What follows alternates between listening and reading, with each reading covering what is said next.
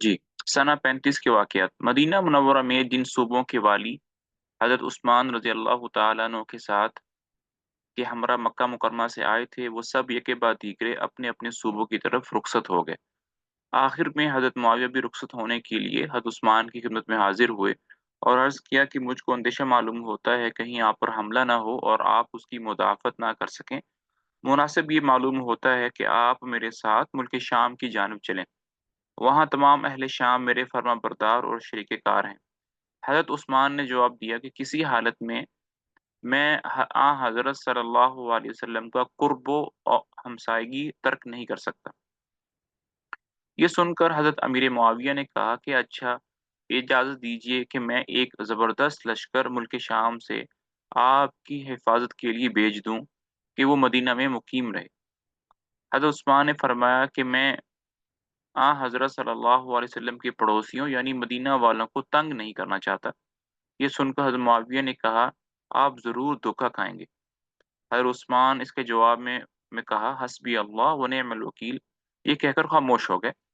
حضرت معاویہ پھر وہاں سے اٹھ کر حضرت علی، طلحہ، زبیر کی خدمتوں میں حاضر ہوئے اور بوقت ضرورت حضرت عثمان کی امداد کی سفارش و فرمائش کر کے شام کی جانب روانہ ہو۔ عبداللہ بن سبا کی سازش۔ عبداللہ بن سبا نے مصر میں بیٹھے بیٹھے اپنے تمام انتظامات خفیہ طور پر مکمل کر لیے تھے۔ حضرت عمار بن یاسر اور ورقہ بن نافع انصاری جیسے صحابیوں کو بھی اس نے اپنے دام و تزویر میں لے لیا تھا۔ پتہ ہے نا، جب شکایتیں آنے لگی تھیں ڈفرنٹ جگہوں سے، تو عثمان رضی اللہ تعالی عنہ نے تحقیق کرنے کے لیے ڈفرنٹ صحابہ کو بھیجا کہ جاؤ بھائی دیکھ کے آؤ۔ عمار بن یاسر کو بھیجا، عبداللہ بن عمر کو بھیجا۔ تو عمار بن یاسر کو بھیجا تھا مصر کے اندر جہاں پر عبداللہ بن سبا تھا۔ تو عمار بن یاسر عبداللہ بن سبا کی باتوں میں آ گیا، تو لیکن اس کی اصل تحریک اور مقصود حقیقی کا حال سوائے اس کے چند الخاص مسلمان یہودیوں کو کسی کے معلوم نہیں تھا۔ اب ظاہری بات ہے کہ عبداللہ بن عمر جو ہیں، سوری عمار بن یاسر عبداللہ بن سبا کو مسلمان ہی سمجھتے تھے، اور بہت سارے لوگ اس کو مسلمان ہی سمجھتے تھے، بس کچھ قریبی لوگ ہی اس کو سمجھتے تھے کہ یہ یہودی ہے، اس کے اصل مقصد کیا ہے۔ وہ لوگ جو عبداللہ بن سبا کو سپورٹ کر رہے تھے، جیسے مالک اشتر تھا وغیرہ وغیرہ، وہ یہی سمجھتے تھے کہ یہ مسلمان ہے۔ یہ تو بہت کم لوگوں کو معلوم تھا کہ یہ یہودی ہے اور اس کا مشن کیا ہے۔ بظاہر اس نے حب علی اور حب اہل بیت کو خلافت عثمانی کے درہم برہم کرنے کے لیے ایک ذریعہ بنایا تھا۔ مذکورہ بالا فوجی مقاموں سے بہت سے سادہ لوح عرب اس کے فریب میں آ چکے تھے۔ وہ لوگ جنہوں نے اسلام دیر سے قبول کیا تھا، ان کو دین کی اتنی سمجھ نہیں تھی، وہ اس کے چکر میں آ گئے۔ چنانچہ عبداللہ بن سبا کی تحریک و اشارے کے موافق ہر ایک مقام پر مہم عثمان کے لیے تیاریاں کی۔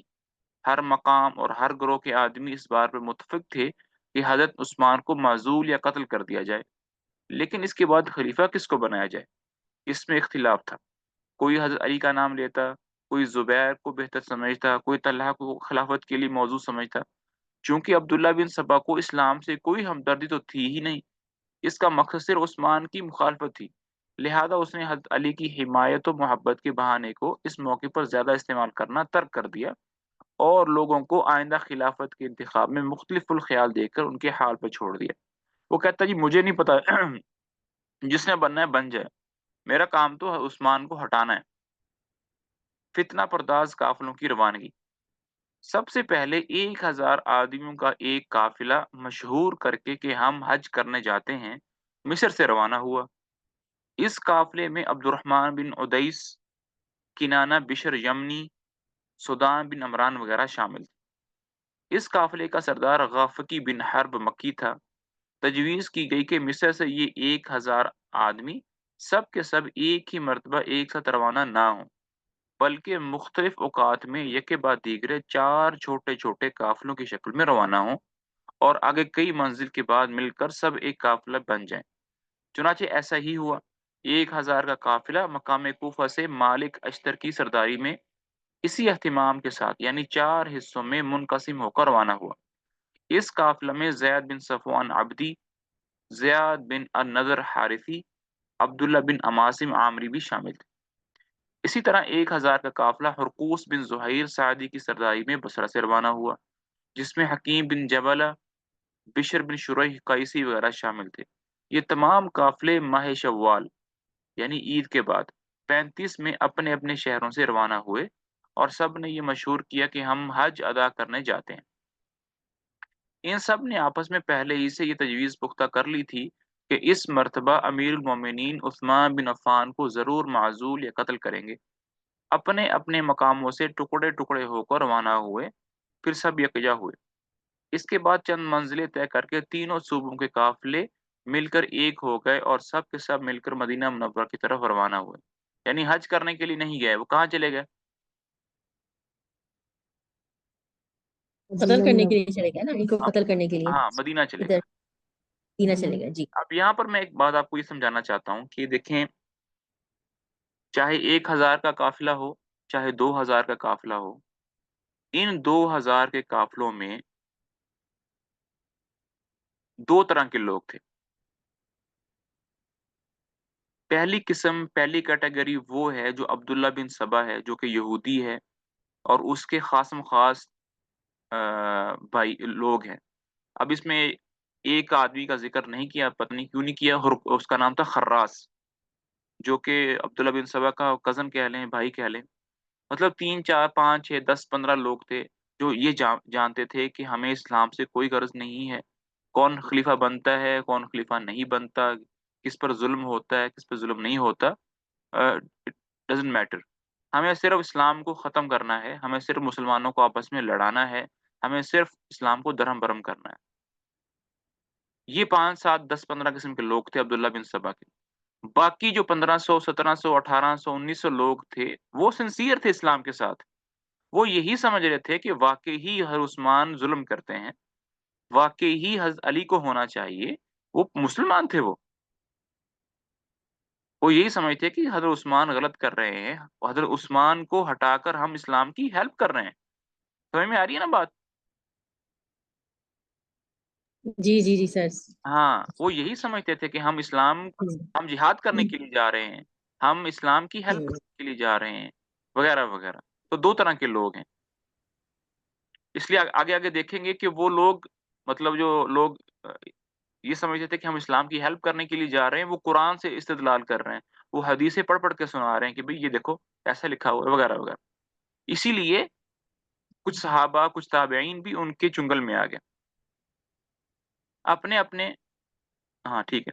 جب مدینہ منورہ 3 منزل کے فاصلے پر رہ گیا، تو وہ لوگ جو طلحہ کو خلیفہ بنانا چاہتے تھے آگے بڑھ کر ذو خشم میں ٹھہر گئے، جو لوگ زبیر العوام کو خلیفہ بنانا چاہتے تھے وہ مقام آوس میں آ کر مقیم ہو گئے، اور جو حضرت علی کو خلیفہ بنانا چاہتے تھے وہ دول مروہ میں مقیم ہو گئے۔ طلحہ کے حامیوں میں زیادہ تعداد اب 3 طرح کے لوگ بن گئے، کچھ حضرت طلحہ کو سپورٹ کرتے تھے، کچھ حضرت زبیر کو سپورٹ کرتے تھے، اور کچھ حضرت علی کو سپورٹ کرتے تھے۔ طلحہ والے ایک جگہ پہ ٹھہر گئے، زبیر والے ایک جگہ پہ ٹھہر گئے، علی والے ایک جگہ پہ ٹھہر گئے۔ طلحہ کے حامیوں میں زیادہ تعداد بصرہ کے لوگوں کی تھی، زبیر کے طرف داروں میں زیادہ تعداد کوفہ کے لوگوں کی تھی، اور جو لوگ حضرت علی کو خلیفہ بننا چاہتے تھے ان میں زیادہ تر مصر کے لوگ شامل تھے۔ زیاد بن المنظر اور عبداللہ بن عاصم نے ان تمام بلوائیوں سے کہا، اب یہ جو لوگ آئے ہیں حضرت عثمان کو قتل کرنے کے لیے، معزول کرنے کے لیے، ان کو بلوائیوں کے نام سے یاد کیا جائے گا۔ ٹھیک ہے، بلوائی وہ لوگ ہوتے ہیں جو کہ ناسمجھ ہوتے ہیں، جو کہ ہنگامے کو، جلسے جلوسوں کو، تخریب کاریوں کو پسند کرتے ہیں، ان کو ابھی آگے تمام سبق میں بلوائیوں کے نام سے یاد کیا جائے گا۔ ان تمام بلوائیوں سے کہا کہ تم لوگ یہیں ٹھہرے رہو، جلدی نہ کرو، ہم پہلے مدینہ میں داخل ہو کر اہل مدینہ کی حالت معلوم کر آئیں، کیونکہ ہم کو معلوم ہوا ہے کہ مدینہ والوں نے بھی جنگی تیاری کر رکھی ہے۔ اگر یہ خبر صحیح ہے تو پھر ہم سے کچھ نہ ہو سکے گا۔ تمام بلوائی یہ سن کر خاموش ہو گئے، اور یہ دونوں مدینہ میں داخل ہوئے۔ مدینہ میں پہنچ کر یہ دونوں حضرت علی، جی سعدیہ، سر یہ جو لوگ جا رہے تھے حضرت علی کی حمایت میں، تو حضرت علی کو اور جو صحابہ کے آپ نے نام لیے ان کو علم تھا کہ کوئی ان کی حمایت میں آ رہا ہے خلیفہ نہیں بنانے کے نہیں، لیے؟ فرسٹ ٹائم ابھی معلوم ہوگا ان کو. تو مطلب ان لوگوں نے ان سے کوئی ملاقات بھی نہیں کی، جیسے نہیں وہ نہیں، لوگ ابھی باتوں میں آئے تھے؟ نہیں، یہ باتوں میں نہیں آئے. باتوں میں وہ صحابی آئے تھے جو مدینہ سے جی ڈفرنٹ جی، شہروں میں مطلب گیا. جو ساتھ تھے میں انہیں کا پوچھ رہی ہوں جو مسلمان نہیں نہیں، ابھی کسی کو ابھی یہ پہلی ملاقات ہونے جا رہی ہے. ابھی یہ پہلی ملاقات ہونے جا رہی ہے. تھے۔ ہاں، پہلے ہم مدینہ میں داخل ہو کر اہل مدینہ کی حالت معلوم کر آئیں، کیونکہ ہم کو معلوم ہوا ہے کہ مدینہ والوں نے بھی جنگی تیاری کی ہے. اگر یہ خبر صحیح ہے تو پھر ہم سے کچھ نہ ہو سکے گا. تمام بلوائی یہ سن کر خاموش ہو گئے اور یہ دونوں مدینے میں داخل ہوئے. مدینے میں پہنچ کر یہ دونوں حضرت علی، طلحہ اور زبیر اور امہات المومنین سے ملے. امہات المومنین میں سے حضرت عائشہ زندہ تھی، حضرت حفصہ تھیں، ام سلمہ تھیں. تقریباً یہ تین مجھے یاد ہے ابھی زندہ تھی. اور ان سے اپنے آنے کا مقصد بیان کیا. ان سبوں نے ان کو ملامت کیا اور واپس جانے کا حکم دیا. دیکھیں، کوئی بھی راضی نہیں ہوا. سب نے کہا کہ غلط کام کے لیے آئے، واپس چلے جاؤ. اس جگہ یہ بات خصوصیت سے قابل ذکر ہے کہ عبداللہ بن سبا کے آدمی جو مدینہ منورہ میں موجود تھے، انہوں نے اچھا، کچھ لوگ آلریڈی عبداللہ بن سبا کے موجود تھے، کیونکہ عبداللہ بن سبا یمن سے پہلے سب سے پہلے کہاں آیا تھا؟ مدینہ میں آیا تھا. مدینہ آیا ہاں، مدینہ مدینہ. آیا تھا، جی جی تو آلریڈی ایک چھوٹی سی جماعت عبداللہ بن سبا کے حامیوں کی پہلے سے موجود تھی اس کے اندر.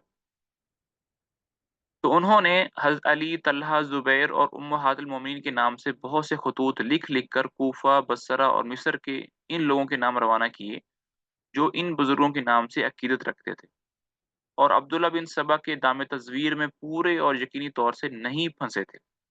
ان خطوط میں لکھا گیا تھا کہ حضرت عثمان اب اس قابل نہیں رہے کہ ان کو تخت خلافت پر متمکن رہنے دیا جائے. مناسب یہی ہے اور امت مسلمہ کی فلاح اسی میں مضمر ہے کہ آنے والے ماہ ذی الحجہ میں اس ضروری کام کو سر انجام دیا جائے. یہی وجہ تھی کہ یہ تینوں قافلے مدینہ منورہ میں ہر قسم کا فساد مچانے اور کشت و خون کرنے کے ارادے سے چلے تھے. ہاں، اب دیکھا، باہر سے خط آتے تھے حضرت عثمان کے پاس کہ ہم پر کیا ہوتا ہے؟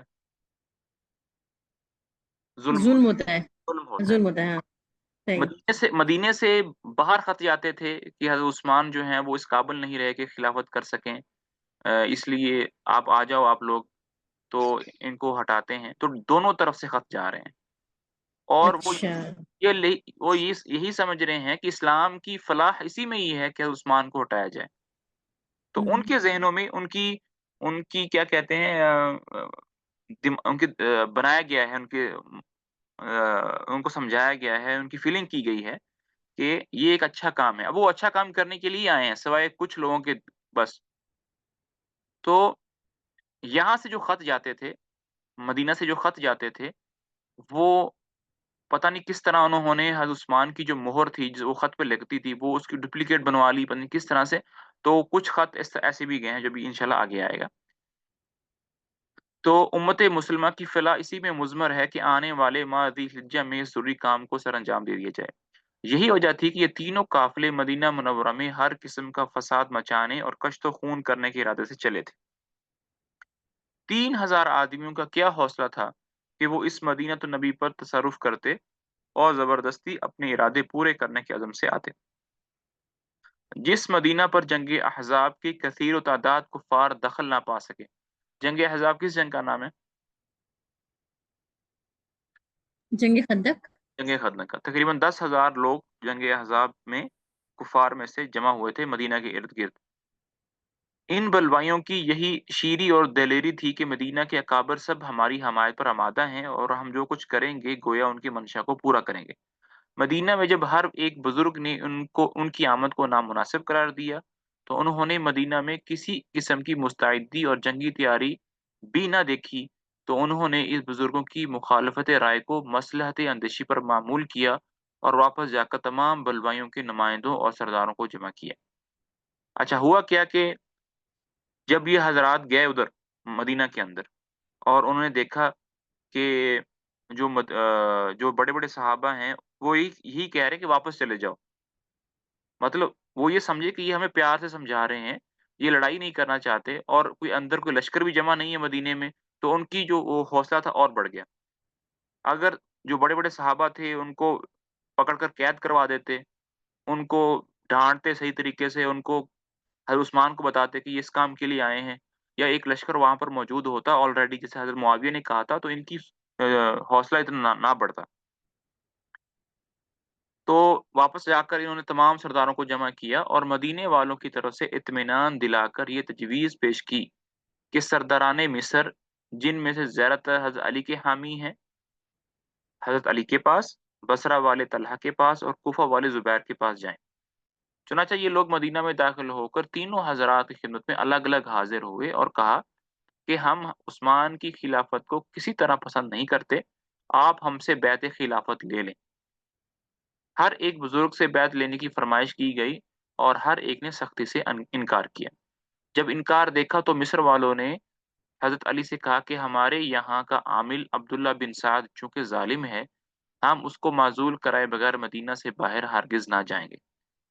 बलवाइयों के इन सरदारों के इसरार व जुर्रत को देखकर और मुनासिब वक़्त समझकर हज़रत अली और बाज़ दूसरे सहाबा किराम ने हज़रत उस्मान की खिदमत में हाज़िर होकर मशवरा दिया कि इन बिलवाइयों को मदीने में दाखिल होने से पहले ही यहाँ से टाल दो और उनकी ज़िद पूरी कर दो। यानी अब्दुल्ला बिन साद जो कि मिस्र की इमारत को मज़ूल कर दो। हज़रत उस्मान ने दरियाफ़्त किया कि फिर किसको मिस्र का अमल तजवीज़ किया जाए? तो ये लोग कहने लगे कि ठीक है, अगर आप लोग उस्मान को नहीं हटाते तो क्या करो, कम से कम जो हमारे शहर मिस्र का गवर्नर है अब्दुल्ला बिन साद उसको ही हटा दो। तो हज़रत अली जो है वो इनको लेके उस्मान के पास आ गए और उस्मान को कहा कि भई ये इनकी जो ज़िद है ना पूरी कर दें ताकि कोई फ़साद ना हो। हज़रत अली ने अपने परवरदरा की सिफ़ारिश की। हज़रत अली ने और दूसरे सहाबा ने मुहम्मद बिन अबी बकर का नाम लिया, अबू बकर के बेटे मुहम्मद का नाम लिया। वो पहले ही हज़रत अली के हामी और अब्दुल्ला बिन सबा के फ़रेब में आए हुए थे। हज़रत उस हज़रत उस्मान गनी रज़ी अल्लाह तआला अन्हु ने मुहम्मद बिन अबी बकर को मिस्र की इमारत का फ़रमान लिखकर दिया और हज़रत अली ने बलवाइयों के सरदारों को रुख़सत किया और कहा जाओ, अब तुम्हारी ज़िद पूरी हो गई है।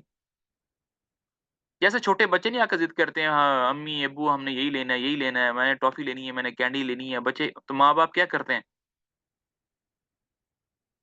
उनको चुप कराने के लिए क्या करते हैं? चलो भई ले दो भई ले दो, जान छोड़ो हमारी। तो यही सिनेरियो हुआ कि उनकी ज़िद को पूरी कर दिया उनको और कहा कि जाओ भई चलो, ज़िद तुम्हारी पूरी हो गई है। हज़रत तल्हा और हज़रत ज़ुबैर ने भी बहुत कुछ समझा-बुझाकर लोगों को रुख़सत कर दिया। तीसरे या चौथे रोज़ क्या देखते हैं कि बागियों की सारी जमात तकबीर के नारे बुलंद करती हुई मदीना में दाखिल हो गई और हज़रत उस्मान के घर का मुहासरा कर लिया। हज़रत अली ने कहा कि तुम लोग यहाँ से चले गए थे, फिर वापस कैसे आ गए? उन्होंने कहा कि खलीफ़ा ने अपने ग़ुलाम के हाथ अब्दुल्ला बिन साद के पास मिस्र की जानिब एक ख़त रवाना किया है कि हम जब वहाँ पहुँचे तो हमको कत्ल कर दें। हमने वो ख़त पकड़ लिया है, इसको लेकर आएँ। अच्छा अब हुआ क्या? यहाँ पर सिनेरियो समझने की ज़रूरत है, हुआ क्या?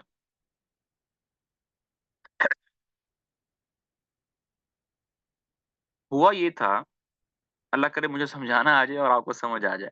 अल्लाहुम्मा आमीन। उनकी ज़िद पूरी हो गई। उनकी जब ज़िद पूरी हो गई, तो अब उनको क्या करना चाहिए था? उनको वापस जाना चाहिए था।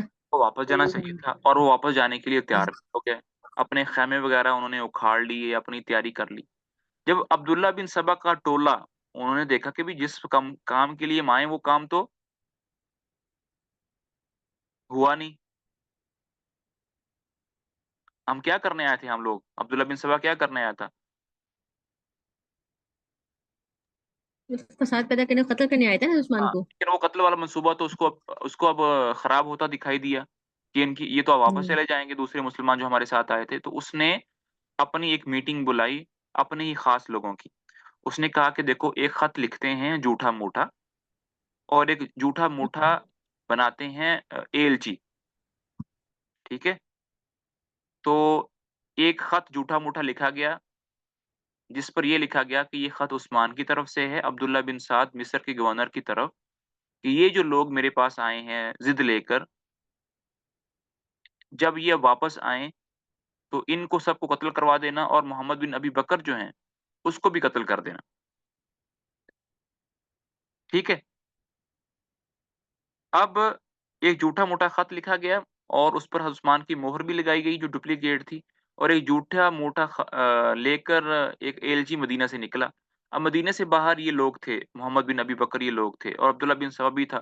جب یہ خط ایلچی ان کے سامنے سے گزرا تو عبداللہ بن سبا نے کہا, اوئے اوئے ادھر آؤ ادھر آؤ ادھر آؤ ادھر آؤ, کہاں جا رہے ہو کہاں جا رہے ہو؟ اب سب لوگ بیٹھے ہوئے تھے. اس نے کہا جی میں حضرت عثمان کا خط رساں ہوں, میں خط لے کے جا رہا ہوں. اس نے کہا ادھر آؤ, خط دکھاؤ خط دکھاؤ. خط دیکھا, سب کے سامنے جو ہے وہ خط پڑا گیا. تو اس میں لکھا تھا کہ جب یہ لوگ جائیں واپس تو ان کو قتل کروا دو, محمد بن نبی بکر کو بھی قتل کروا دینا وغیرہ وغیرہ. تو جو لوگ واپس جانے کے لیے تیار ہو رہے تھے وہ ان کو کیا ہو گیا, ان کو آگ لگ گئی. انہوں نے واپس جانے کا جو فیصلہ تھا وہ ترک کر دیا, اور بجائے کہ واپس جاتے وہ تلواریں لے کر کیا ہو گیا, مدینے پہ چڑھ گئے اور عثمان کے گھر کو محاصرہ کر لیا. یہاں پر رک کر میں پوچھنا چاہتا ہوں کہ پلیز مجھے بتائیں کہ آپ لوگوں کو یہ سینیریو سمجھ میں آیا ہے؟ جی جی سر آ رہا ہے الحمدللہ. جی جی سر جی بالکل آ رہا ہے. جی. وہ جو اصل والا خط تھا وہ کہاں چلا گیا؟ وہ جی ابو سر بکر کا اصل جیسے والا یہ خط تو بھی لکھا ہی نہیں نا, اصل والا خط تو بھی لکھا ہی نہیں نا. یہ تو جسمان اچھا میں سر یہ نہیں بتائیں ہے. کہ محمد بن ابی بکر جو ہے یہ بھی سر تباہی اس میں لوگوں کے ساتھ تھے. اس پہ شامل ہو گیا, ہاں ان کے فریب میں آ گیا. اچھا ہاں خط پھر اس طرح تو پھر کسی نے کہا نہیں کہ کسی کا خط کیوں پڑھا جا رہا ہے اور کیوں کھولا جا رہا ہے. وہ ہاں وہ بھی وہ خط کیا نام ہے اس کا, جو عبداللہ بن سبا تھی اس کی پلاننگ ایسی تھی کہ وہ حضرت عثمان پر ابھی کیا اعتماد نہیں کر پا رہے تھے نا. وہ کہہ رہے تھے کہ عثمان ظلم کرتے ہیں, اس خط میں کچھ نہ کچھ ہوگا, اس لیے ان کی ضرورت ہوگی خط پڑھنے کی. یہ سازش لگائی نا کسی ہاں نے. سازش کی. ایک سازش تھی بہت. ہاں بالکل بالکل. سمجھ میں آ گئی کہ وہ لوگ جو مصر میں واپس جانے والے تھے وہ واپس کیوں انہوں نے حملہ کر دیا. ایک جی خط سمجھ میں آیا. جھوٹا خط بنا کے پکڑوایا گیا. چلیں صحیح. اچھا. تو اس کے بعد پھر جیسے یہ خط کے بارے میں ہوا کہ جھوٹا مہر بھی بنا لی گئی, تو بعد میں اس کے لیے کوئی پھر تدارک ہوا کیا گیا کہ ہوا وہ پھر ایک ابھی آئے گا آگے, ابھی آئے گا, اگر نہ آئے تو میں ایکسپلین کر دوں گا انشاءاللہ. اچھا جی, اور حضرت عثمان کے گھر کا محاصرہ کر لیا. حضرت علی نے کہا کہ تم لوگ یہاں سے چلے گئے تھے پھر کیسے واپس آ گئے, کہ تمہاری ضد تو پوری ہو گئی تھی, واپس کیوں آئے؟ انہوں نے کہا کہ خلیفہ نے اپنے غلام کے ہاتھ عبداللہ بن سعد کے پاس مصر کی جانب ایک خط روانہ کیا تھا کہ ہم جب وہاں پہنچے تو ہمیں قتل کر دے. ہم نے وہ خط پکڑ لیا ہے اور اس کو لے کر آئے ہیں, اور ساتھ ہی مصری اور کوفی قافلے بھی واپس آ گئے. خط پکڑا تھا مصر والوں نے, قتل کرنے کا حکم دیا گیا تھا جھوٹا موٹا مصر والوں کو, لیکن اس خط کو دیکھ کر کوفہ والے بھی آ گئے کہ ہم اپنے بھائیوں کے ساتھ رنج و راحت میں شرکت کریں گے. حضرت علی نے کہا کہ فرمایا کہ واللہ یہ تم لوگوں کی سازش ہے اور تمہاری نیت نیک نہیں ہے. ان لوگوں نے کہا خیر جو کچھ بھی ہو اس خلیفہ کو قتل کرنا ضروری ہے, آپ اس کام میں ہماری مدد کریں. حضرت علی نے برہم ہو کر فرمایا کہ میں بھلا تمہاری مدد کیسے کر سکتا ہوں. یہ سن کر ان لوگوں نے کہا کہ پھر آپ نے ہمیں کیوں لکھا تھا؟ حضرت علی نے فرمایا کہ میں نے تم کو کبھی کچھ نہیں لکھا. یہ سن کر وہ آپس میں حیرت سے ایک دوسرے کی طرف دیکھنے لگے. پہلے وہ خط لکھے گئے تھے نا مدینہ سے کہ بھی حضرت عثمان کو ہٹانا ہے وغیرہ وغیرہ, تو مدینے میں چلے جاؤ مدد کرنے کے لیے. تو لوگ یہی سمجھتے تھے یہ خط اصل میں ہے. حضرت علی نے اس کے بعد مدینے سے باہر مقام حجار الزیت میں تشریف لے گئے اور بلوائیوں نے حضرت عثمان کو تنگ کرنا شروع کر دیا. اب تک بلوائی لوگ حضرت عثمان کے پیچھے نمازیں پڑھتے تھے, اب انہوں نے ان کے پیچھے نمازیں پڑھنے چھوڑ دیں اور دوسرے لوگوں کو بھی زبردستی عثمان کے پیچھے نماز پڑھنے سے روک دیا.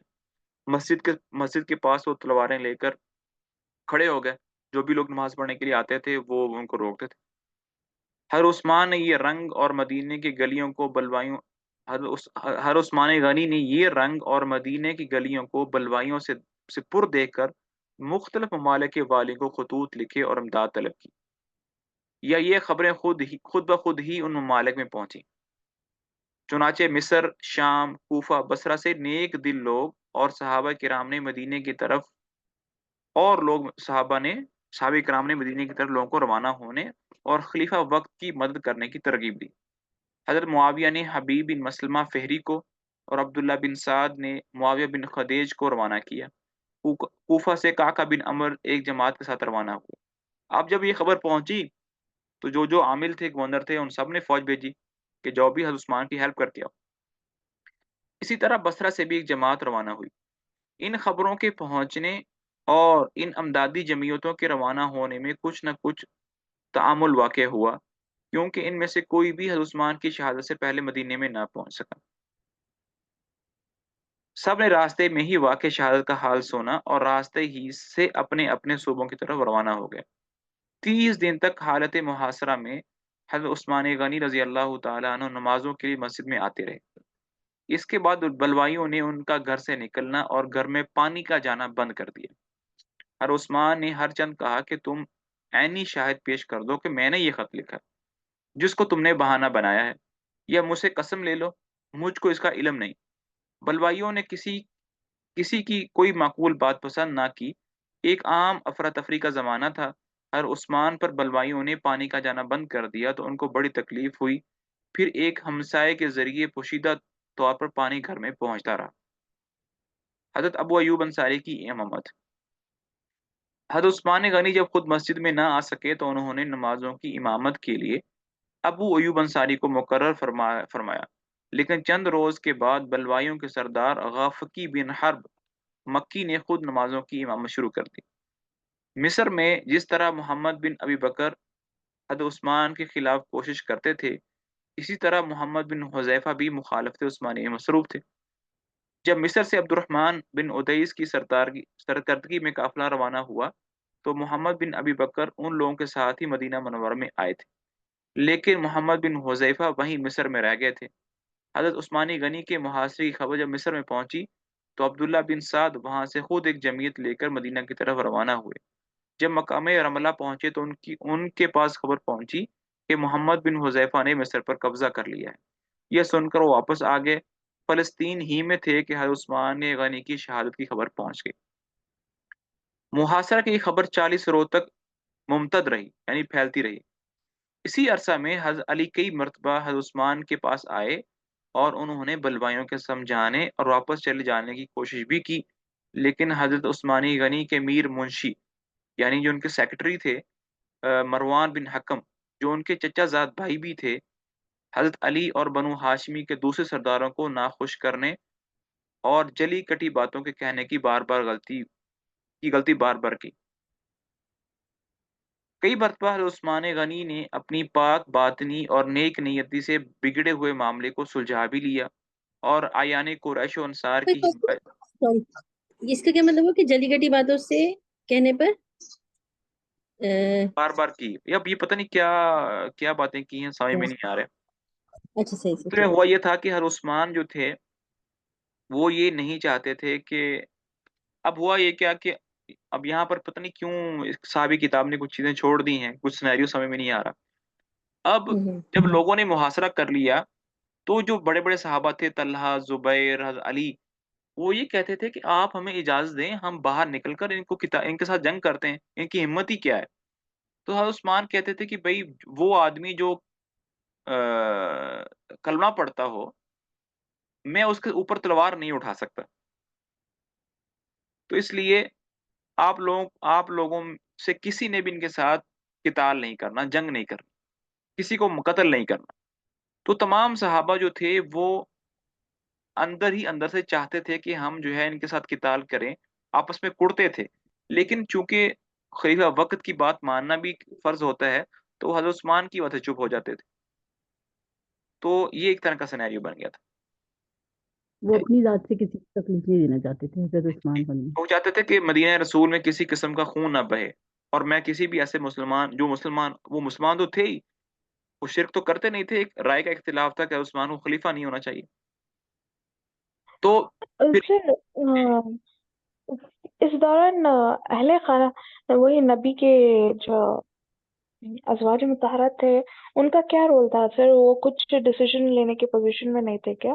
دیکھیں فائنل ڈیسیجن تو حضرت عثمان نے ہی لینا تھا کیونکہ وہ امیر المومنین تھے، جی جی، اور پھر بھی سارے جو بڑے صحابہ تھے اور امہات المومنین تھیں وہ یہی کہتی تھی کہ آپ ان کو قتل کروائیں، ان کی ہمت کیسے ہو گئی۔ تو حضرت عثمان نہ ہی حضرت عثمان اچھا، خلافت چھوڑتے تھے.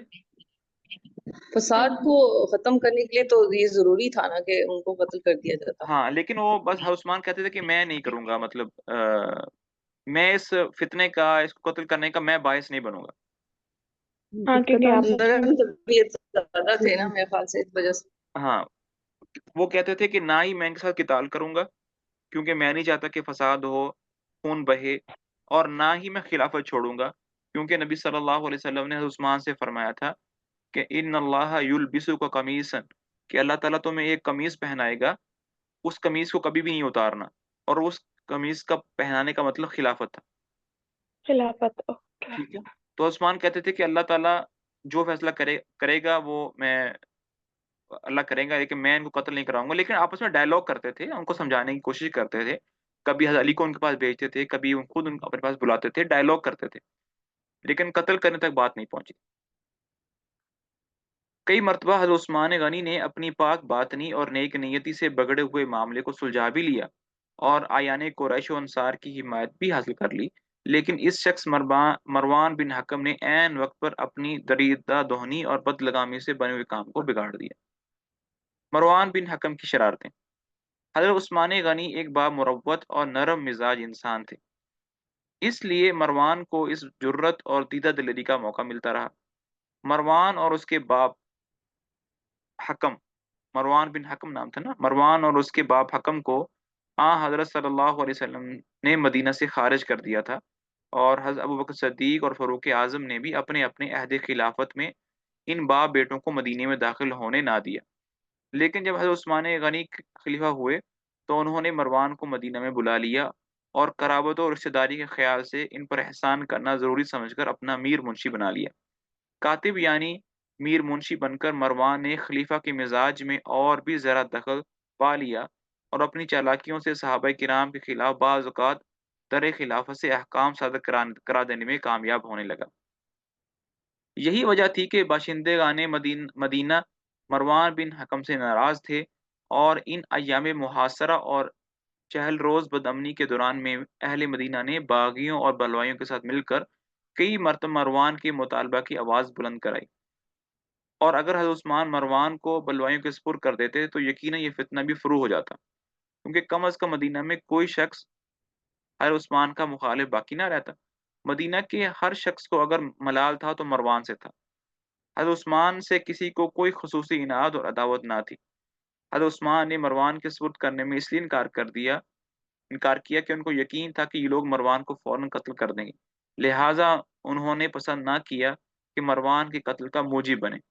جب بلوائیوں نے زیادہ شورش برپا کی اور یہ معلوم ہوا کہ اب بلوائی حضرت عثمان کے مکان کا دروازہ گرا کر اندر داخل ہونا اور ان کو قتل کرنا چاہتے ہیں، تو حضرت علی نے اپنے صاحبزادوں حسن اور حسین کو بھیجا کہ حضرت عثمان کے دروازے پر مسلح موجود رہو اور بلوائیوں کو مکان کے اندر ہونے سے روکو. اسی طرح طلحہ اور زبیر نے بھی اپنے اپنے صاحبزادوں کو حضرت عثمان کے دروازے پر بھیج دیا. ان صاحبزادوں نے دروازہ پر پہنچ کر بلوائیوں کو روکا، اور ان کو اس لیے مجبور رکنا پڑا کہ اگر ان میں سے کسی کو کوئی صدمہ پہنچ جاتا تو تمام بنی ہاشم کے مخالف اور درپے مقابلے ہونے کا اندیشہ ہوتا. ادھر بلوائیوں کو اس بات کا اندیشہ تھا کہ حضرت عثمان کے عاملوں نے محاصرہ کی خبر سن کر ضرور مدینے کی طرف فوجیں روانہ کی ہوں گی. اگر وہ فوجیں پہنچ گئیں تو پھر مقصد براری دشوار ہوگی، لہذا انہوں نے فوری تدابیر شروع کر دیں اور حضرت عثمان کے ایک متصلہ مکان ساتھ والے کنیکٹڈ مکان جو تھا، ان کے ہمسائے تھے، مکان میں سے داخل ہو کر دیوار کود کر ایک جماعت اس مکان کے اندر داخل ہو گئی.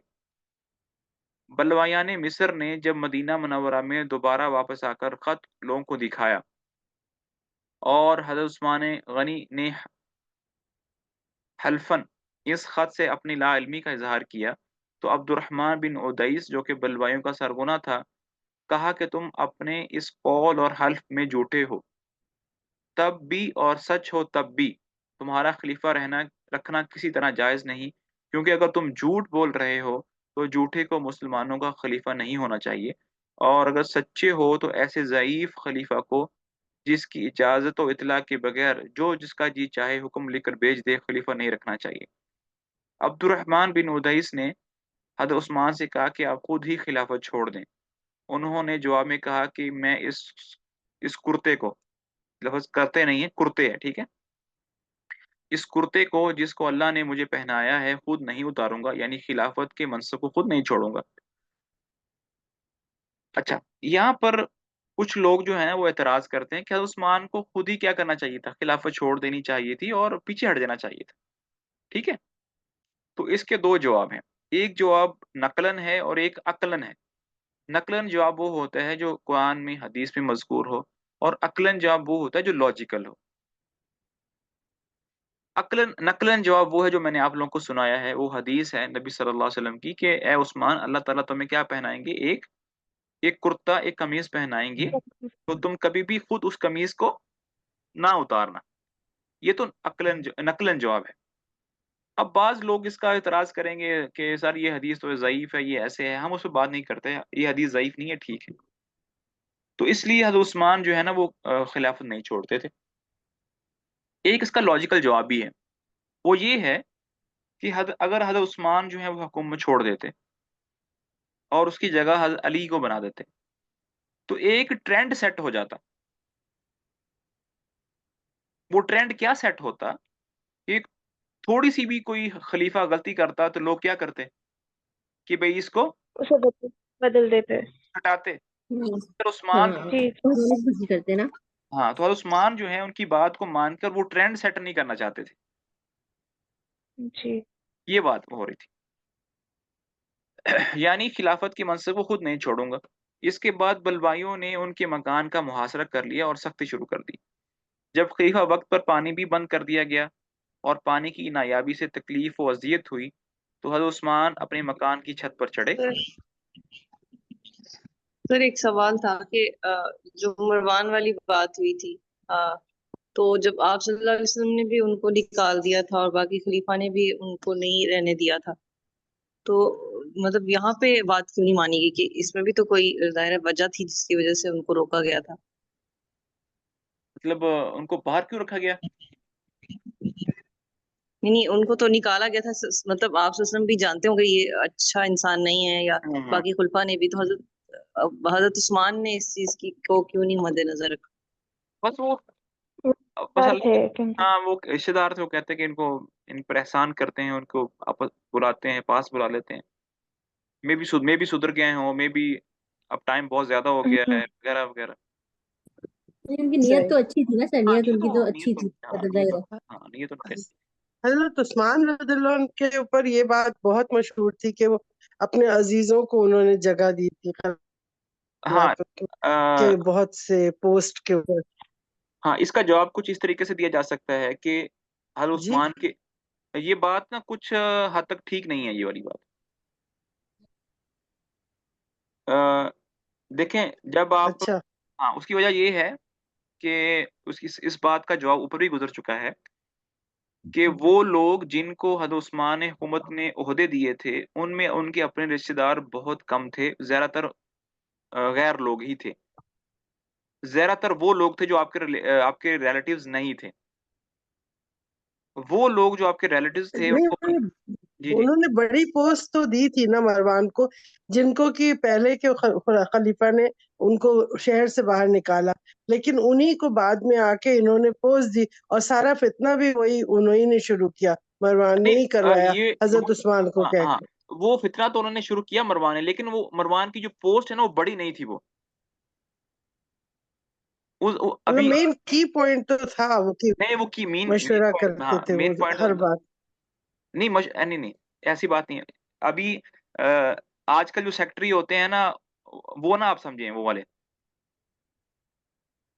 उस ज़माने में मीर मुंशी का मतलब यही होता था कि अच्छा, मतलब उनका हेल्पर कह लें आप, मतलब उनसे मशवरा नहीं करते थे मरवान से। मीर उस ज़माने में हर मतलब उस्मान अभी तो आपने बताया ना कि वो मरवान ने कहा था तो मरवान की बात मान ली। नहीं नहीं, देखें, उस ज़माने में जो सेक्रेटरी होते हैं और आज के ज़माने में सेक्रेटरी हैं, उनमें ज़मीन आसमान का फ़र्क है। उस ज़माने में जब खलीफ़ा वक़्त अमीरुल मोमिनीन किसी बात का जब मशवरा करने चाहते थे, तो वो बड़े-बड़े सहाबा को बुलाते थे। جو उस जमाने में थे, जैसे हज़रत उमर बुलाते थे, हज़रत उस्मान भी तलहा को, ज़ुबैर को, अली को अपने पास बुलाते थे।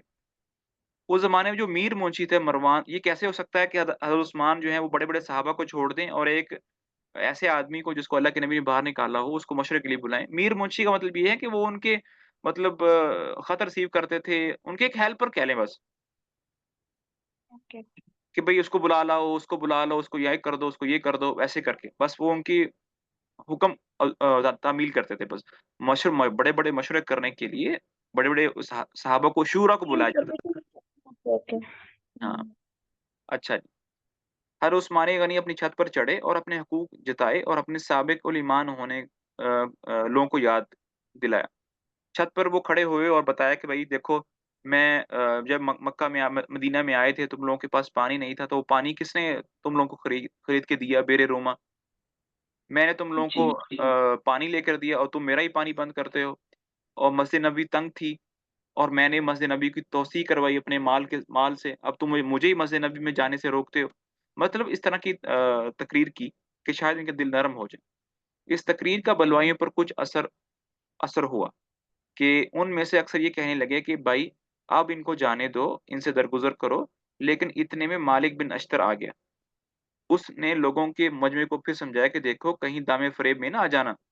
चुनांचे फिर लोग मुखालफत पर आ गए। अच्छा, मैं आपको ना एक की पॉइंट मैं आपके ज़हनों में ये रखना चाहता हूँ कि ये जो लोग जिन्होंने मुहासरा किया हुआ है ना, वो मुसलमान हैं। जी। वो वो और वो इन शॉर्ट हजरत अली हाँ, के फैन। जी जी वो इस्लाम की हेल्प करने के लिए आए हैं। अच्छा। हाँ, मतलब अपने ज़हन, उनके दिलो-दिमाग में यही है कि हम लोग पक्के सच्चे मुसलमान हैं। हम हज़रत उस्मान को हटाकर किसी और को लगाएँगे, इस्लाम फैलेगा। उनकी यही इनका नीयत है। जहन ऐसा बना हाँ, है। ये शुरू से मैं आपको हाँ, बार-बार बता रहा हूँ ताकि आपको सिनेरियो समझ में रहे। जी सर, जी सही। सर, हाँ, समझ आ रहा है। चुनांचे लोग लोग हैं उसमें, कुछ लोग बेचारे मासूम हैं और कुछ लोग जो है ना बस तायीद कर रहे हैं उनकी। बस इस तरह से मिक्स लोग हैं इसमें ना। हाँ, बस कुछ लोग हैं 15-20 लोग अब्दुल्ला बिन सबा के साथ, जिनको इस्लाम से कुछ लेना-देना नहीं है। वो पीछे बैठ के प्लानिंग कर रहे हैं। बाकी लोग यूज़ हो रहे हैं। यूज हो रहे हैं, बिल्कुल बिल्कुल। हाँ, चुनांचे वो लोग फिर वो मुना जी, जो वो अब्दुल बिन सबा था, वो मुनाफिक है या फिर वो यहूदी ही है सर? यहूदी। ओके। हाँ, यहूदी लेकिन मुसलमानों के गेटअप में।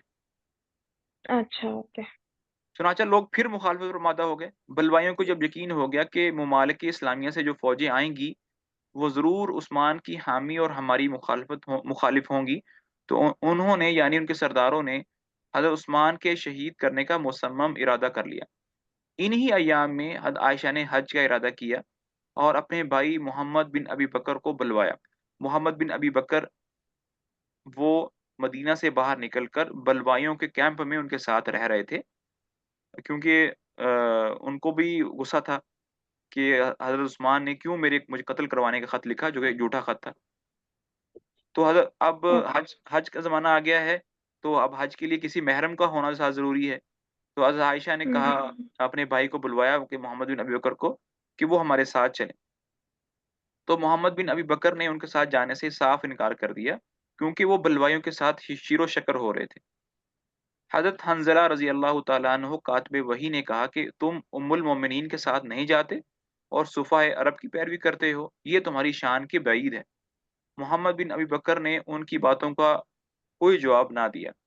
फिर हंज़ला कुफ़ा की तरफ चले गए। हज़रत तल्हा, ज़ुबैर और दूसरे सहाबियों ने अपने-अपने दरवाज़े बंद कर लिए। ये ना घर से बाहर निकलते थे और ना किसी से मिलते थे। अब करें भी तो क्या करें? ना ये उनको कत्ल कर सकते हैं, क्योंकि हज़रत उस्मान ने इनको रोक दिया है, ठीक है? और मस्जिद में ये जाते नहीं थे, क्योंकि मस्जिद में जो इमामत है वो कौन करवाता था?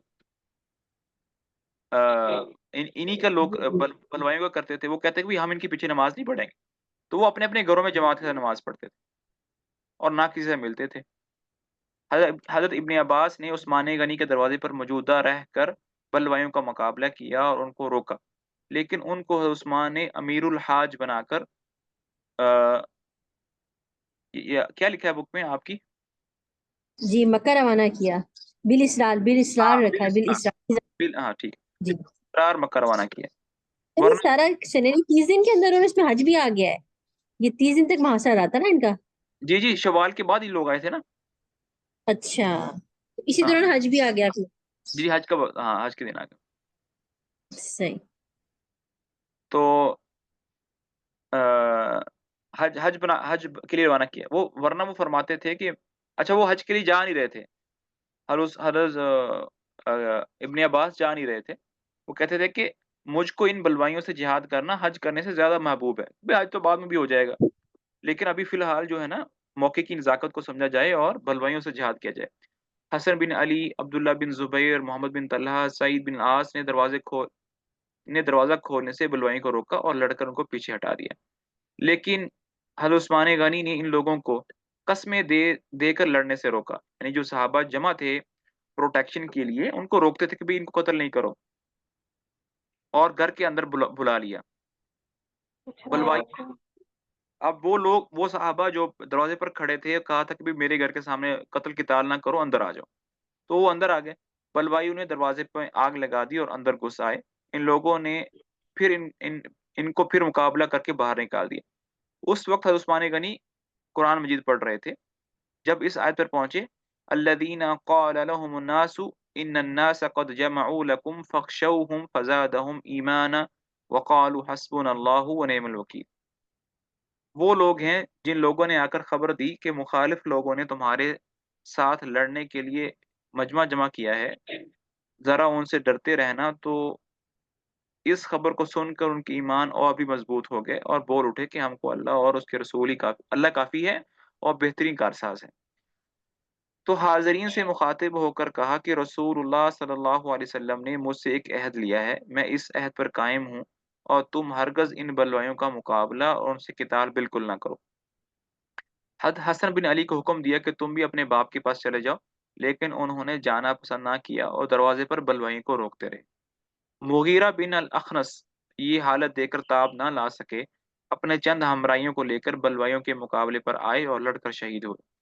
اسی طرح ابو ہریرہ بھی یہ کہتے ہوئے یا قومی ما لی ادعوکم الی النجات وتدعوننی الی النار. لوگوں مجھے کیا ہوا ہے کہ میں تم کو نجات کی طرف بلاتا ہوں اور تم مجھے آگ کی طرف بلاتے ہو. بلوائیوں پر ٹوٹ پڑے. ہر عثمان غنی کو جب معلوم ہوا تو انہوں نے بالاسرار حضرت ابو ہریرہ کو واپس بلوایا اور لڑائی سے باز رہنے کا حکم دیا. اسی عرصہ میں عبداللہ بن سلام تشریف لائے. انہوں نے بلوائیوں کو سمجھانا اور فتنے سے باز رکھنا چاہا، لیکن بجائے اس کے ان کی نصیحتوں کا بلوائیوں پر کچھ اثر ہوتا، وہ عبداللہ بن سلام سے بھی لڑنے پر آمادہ ہو گیا. حضرت عثمان غنی کے مکان میں جس قدر آدمی تھے، ان میں سے کچھ تو کوٹھے پر چڑھے ہوئے تھے اور باغیوں کی کوشش اور نقل و حرکت کے نگراں تھے. کچھ لوگ دروازے پر تھے اور باہر سے داخل ہونے اور گھسنے والے بلوائیوں کو اندر آنے سے روک رہے تھے. حضرت عثمان غنی اور ان کی بیوی نائلہ بنت الفرافسہ گھر میں تھیں. بلوائیوں نے ہمسایوں کے گھر میں داخل ہو کر دیوار کود کر حضرت عثمان پر حملہ کر دیا. جب وہ ہمسایوں کی طرف سے داخل ہوئے تو جو دروازے پر کھڑے تھے ان کو پتہ نہیں چلا. ٹھیک ہے.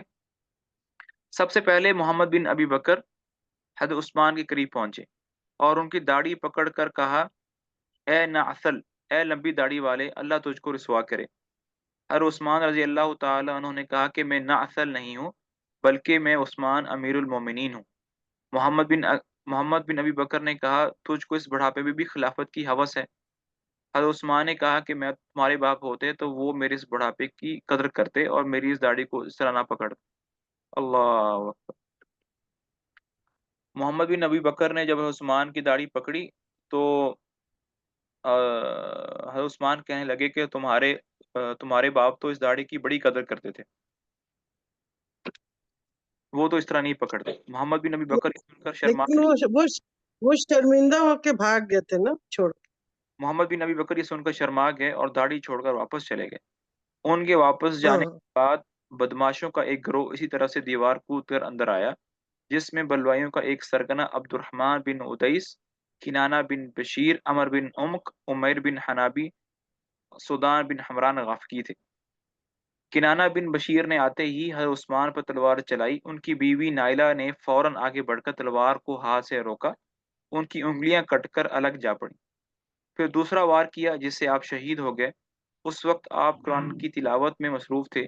خون کے قطرات قرآن مجید کی آیت پر گرے، فَسَيَكْفِيكَهُمُ اللَّهُ، وَهُوَ السَّمِيعُ الْعَلِيمُ، کہ اللہ تعالیٰ تمہارے لیے کافی ہو جائے گا اور وہ سننے والا جاننے والا ہے۔ یہ سورۃ پہلے سپارے کی آخری آیات ہے۔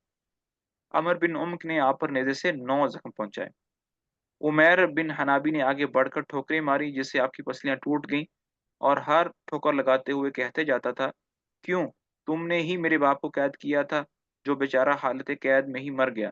گھر کے اندر یہ قیامت برپا تھی، چھت والوں اور دروازے والوں کو خبر ہی نہ تھی، کیونکہ جب آپ ایریل ویو پہ کھڑے ہوتے ہیں نا تو آپ کو پاؤں میں جو چیزیں ہوتی ہیں نا وہ نظر نہیں آ رہی ہوتی ہیں،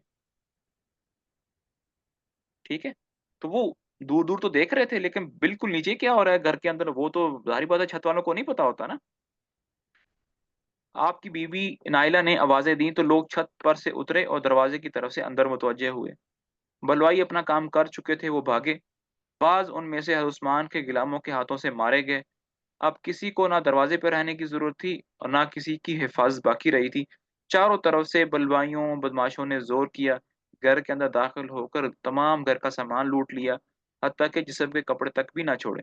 اس بد امنی اور ہلچل کے عالم میں بجلی کی طرح مدینہ میں عثمان غنی کی شہادت کی خبر پھیل گئی۔ یہ حادثہ 18 ذی الحجہ سن 35 یوم جمعہ کو وقوع پذیر ہوا۔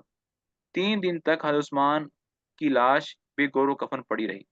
آخر حکیم بن حزام اور جبیر بن مطعم دونوں حضرت علی کے پاس گئے، انہوں نے دفن کرنے کی اجازت دی۔ رات کے وقت عشاء و مغرب کے درمیان جنازہ لے کر نکلے۔ جنازے کے ساتھ زبیر، حسن، ابو جہم بن حذیفہ، مروان وغیرہ تھے۔ بلوائیوں نے جنازے کی نماز پڑھنے اور دفن کرنے میں رکاوٹ پیدا کرنا چاہی، مگر علی کو معلوم ہوا تو انہوں نے سختی سے ان کو منع کیا۔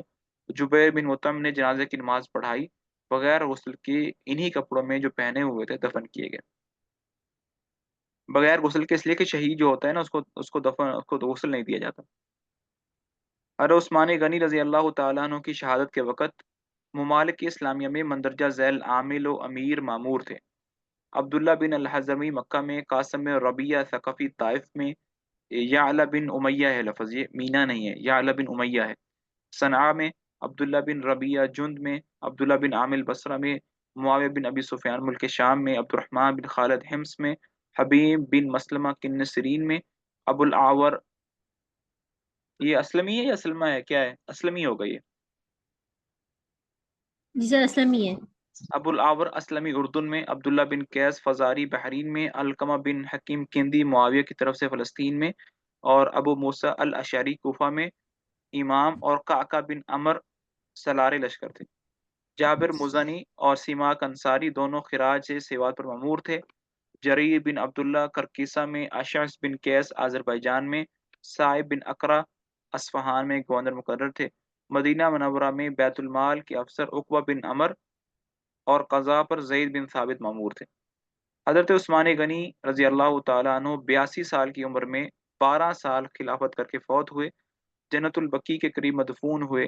آپ کے کل 11 بیٹے اور 6 بیٹیاں تھیں۔ جی آگے کوئی پڑھ لے۔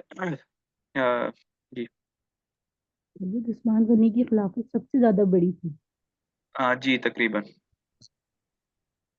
اچھا سے میں یہ کہتی کہ اس میں حضرت عثمان غنی نے جو لوگوں کو منع کیا کہ آپ قتال نہ کریں، تو وہ بھی اللہ کے وسلم کا حکم ایک طرح سے انہوں نے پورا کیا تھا نا، کہ انہوں نے کہا تھا کہ تم ان لوگوں سے مطلب نہیں لڑنا۔ جی جی ہاں یہ بھی مطلب ان کی وہ بات انہوں نے پوری کی تھی نا، اسی لیے انہوں نے منع کیا تھا کہ تم میرے دروازے پر، میرے گھر کے دروازے پر قتال نہیں کرو۔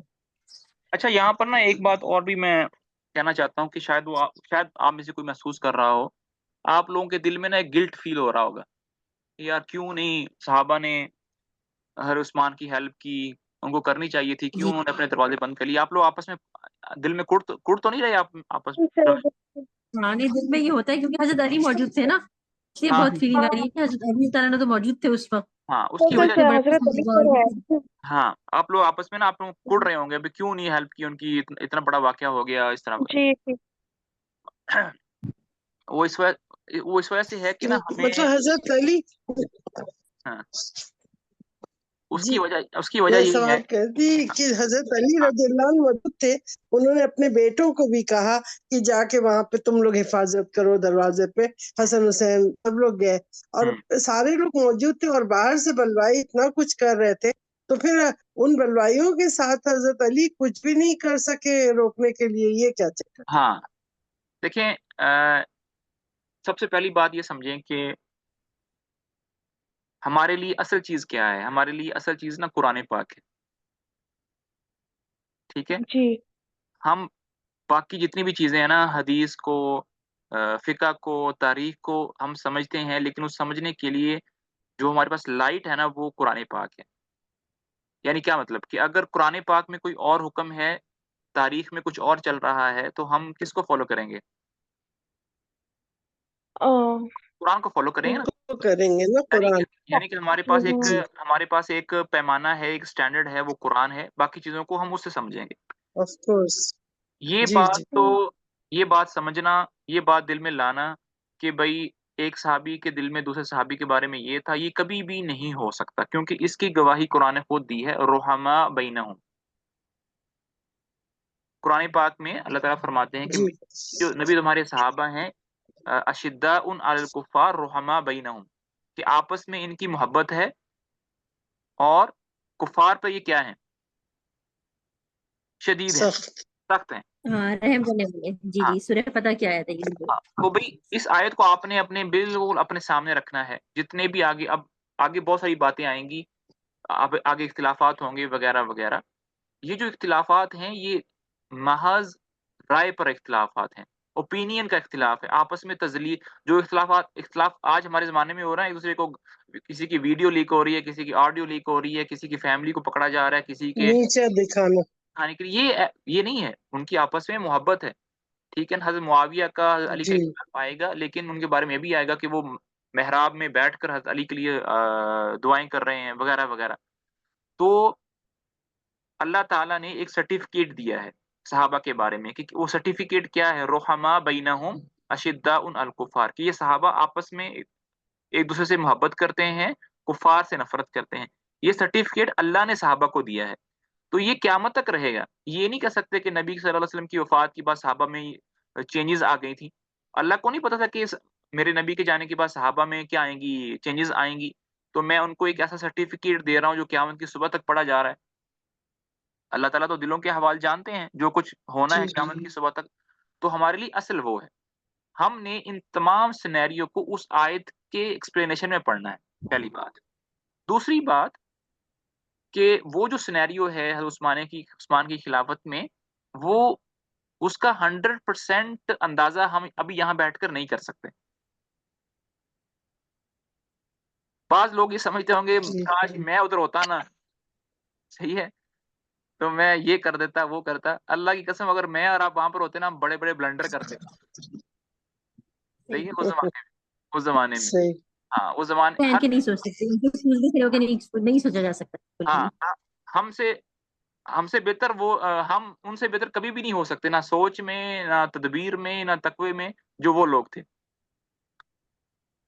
سارا کا سارا سینیریو یہ تھا کہ صحابہ کے جو ہاتھ ہیں نا، وہ باندھ دیے تھے حضرت عثمان نے، کہ بھائی میں مدینے میں کسی قسم کا قتل و قتال نہیں چاہتا. برائے مہربانی آپ میں سے کوئی بھی جو ہے نا وہ ان کے اوپر تلوار نہ اٹھائے، ان کا خون نہ بہائے. ٹھیک ہے، بار بار. اور سب سے جی پھر اللہ کی مرضی کا بھی ہوتا ہے نا سر. وہ تو ہوتا ہی ہوتا ہے، لیکن ہم لوگ ہر چیز کو اللہ کی مرضی پہ اس طرح ڈال کر ہم سینیریو سمجھ رہے ہیں نا. جی جی پہلا ریزن تو یہی ہے کہ بس جو ہونا تھا اللہ نے لکھا تھا وہ ہو گیا، لیکن ہم اس کو تھوڑا سا لاجیکلی بھی اسٹڈی کر رہے ہیں کہ حضرت عثمان نے، سب سے پہلے یہ سمجھ لیں کہ جس طرح اللہ کی اور اس کے رسول کی بات کو ماننا واجب ہے، اسی طرح امیر المومنین کی بات کو ماننا بھی واجب ہے. کیونکہ قرآن میں کیا آتا ہے؟ یا ایھا الذین آمنوا اطیعوا اللہ واطیعوا الرسول واولی الامر منکم. تو صحابہ جو تھے وہ اس بات کو بھی سمجھتے تھے کہ بھئی جس طرح اللہ کی، اس کے رسول کی بات ماننا فرض ہے، اسی طرح امیر المومنین وقت کے خلیفہ کی بات ماننا بھی فرض ہے. ہر عثمان کہہ رہے ہیں کہ ان کے ساتھ قتال نہیں کرنا، ہم تلوار لے کر چڑھ جائیں ان کے اوپر، تو یہ ہم اچھا کام نہیں کریں گے. کیونکہ ہم نے کیا کیا ہے؟ ہم نے خلیفہ وقت کی نافرمانی کی ہے. ورنہ دوسری کتابوں میں کچھ اور کتابیں بھی ہیں، جیسے تاریخ الخلفاء سیوطی کی ہے، کچھ اور بھی کتابیں ہیں، اس میں یہ آپ کو لکھا ہوا ملے گا کہ صحابہ بار بار آتے تھے کہ ہمیں قتل کرنے کی اجازت دیں. قیس بن عبادہ آئے, قیس بن عبادہ اپنا پورا فیملی لے کر آئے کہ ان کو سمجھایا عثمان کو کہ میں آیا ہوں, مجھے جانے دیں. حضرت علی گئے, طلحہ زبیر جاتے تھے, لیکن حضرت عثمان کہتے تھے کہ بھئی میں اس فتنے کا دروازہ نہیں کھولنا چاہتا, میں مسلمانوں کو قتل نہیں کرنا چاہتا, میں نبی کے شہر میں یہ جہاد, یہ محاذ قائم نہیں کرنا چاہتا. اب صحابہ کیا کرتے؟ تو وہ نہ جہاد پر جا سکتے تھے, نہ ان کو قتل کر سکتے تھے, اور نہ ہی وہ یہ دیکھ سکتے تھے کہ مدینے کے اندر بلوائی چل پھر رہے ہیں, بلوائی جو ہیں وہ امامت کروا رہے ہیں. تو ان کو یہ منظر, یہ سین دکھتا تھا, تو وہ کہتے تھے کہ ہم گھر سے نکلیں گے نہیں تاکہ ہم ان کو دیکھیں ہی نہ. انہوں نے اپنے دروازے اس لیے نہیں بند کر لیے تھے کہ وہ مدد نہیں کرنا چاہتے تھے, بلکہ ان کو مدینے کی جو صورت حال تھی کہ ہر طرف بلوائی ہی چل رہے ہیں, ٹھیک ہے, ان کو یہ دکھتا تھا کہ وہ نہ کچھ کر سکتے ہیں اور نہ مطلب ان کو دکھ ہوتا تھا, اس لیے وہ اس منظر کو دیکھیں ہی نہ, اس لیے انہوں نے اپنے دروازے بند کر لیے. ٹھیک ہے. اور سر جو حضرت عثمان کے گھر جا کے مطلب جو قتل میں شریک ہوئے تھے تو وہ یہودی تھے یا اس میں بھی مسلمان تھے, وہ مسلمان تھے. میں وہی بتا رہا ہوں کہ حضرت عثمان کی شہادت میں جو لوگ, اکثر لوگ مسلمان تھے اور وہ پکے دل سے آئے تھے. جس طرح آج کل نہیں یہ اللہ معاف کرے, یہ ایک دوسرے کو قتل کرنا سمجھتے کہ ہمیں جنت ملے گی. یہ جب یہ پاکستان میں خود کچھ دھماکے شروع ہوئے تھے مسجدوں میں, وہ جو خود کچھ دھماکہ کرتا ہے وہ یہ سمجھتا کہ یہ لوگ منافق ہیں, ان کو قتل کر کے مجھے جنت ملے گی. تو جو وہ لوگ جو عثمان کو شہید کرنے کے لیے اکٹھے ہوئے تھے, برین واشنگ کی گئی. برین واشنگ ہوئی تھی, بالکل. تو جی حضرت علی, کعبے میں آئے. ہاں, تو حضرت علی نے, اب ظاہری بات ہے حضرت علی جو ہیں وہ اپنے بیٹوں کو بھیج دیا.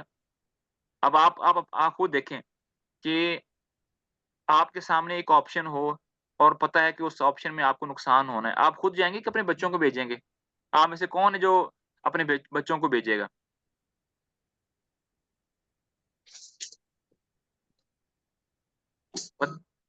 میں یہ آپ لوگوں کو ایک بات سمجھانا چاہ رہا ہوں. مثال کے طور پر آپ گھر میں بیٹھے ہوئے ہیں, باہر کوئی ہنگامہ ہو گیا, چور آ گیا, یا مثال کے طور پر باہر ہنگامہ ہو گیا جی, ایک شیر آ گیا یا کسی جانور نے حملہ کر دیا, آپ گھر میں بیٹھے ہوئے ہیں, آپ خود جا کر دیکھنا پسند کریں گے یا اپنے بچوں کو بھیجیں گے؟ بتائیے.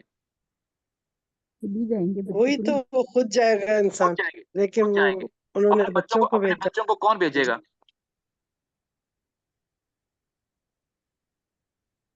اپنے بچوں کو کون بھیجے گا؟ اپنے بچوں کو مطلب وہی وہ حضرت علی نہیں, علی رضی اللہ عنہ نے اپنے بچوں کو بھیجا اور وہ باہر سے وہ دیکھ رہے, واچ کر رہے. حضرت نہیں, آپ میں سے وہ یہ اس سینیریو کے اندر اگر باہر کوئی جانور آ جائے یا چور آ جائے, اپنے بچوں کو کون بھیجے گا؟ وہی بندہ بھیجے گا نا جو جس کو اپنے بچوں پر اعتماد ہے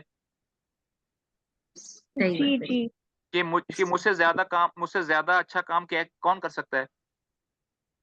بچے کر سکتے ہوں گے. ٹھیک ہے, ورنہ پیرنٹس جو ہیں وہ اپنے بچوں کو آج کل کے بچوں کو بھیجیں گے آپ جو پب جی کھیل رہے ہیں, جاؤ دیکھو باہر شیر ہے دیکھو.